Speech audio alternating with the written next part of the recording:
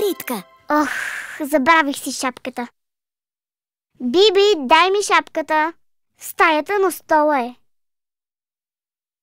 Ето, заповядай, Мими. Оф, забравих си и шала. Донеси ми го. Бързо. Защо се мутаеш? Дай ми го. Оф. Здравей.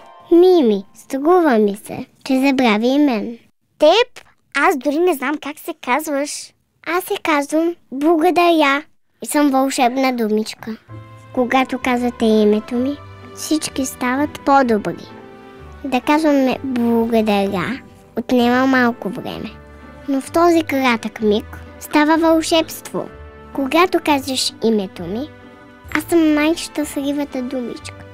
Ако някой ти е помогнал, кажи му вълшебното благодаря и ще го направиш още по-щастлив от мен. Не забравяй за мен, когато получиш подарък или усмивка. Появявам се и когато някой те зарадва и е добър с теб. Заедно с моите приятели, извинявай и моля, правим чудеса. Всеки може да благодари и не бива да мълчи. Подай ми ръка и казвай на всеки благодаря. Благодаря!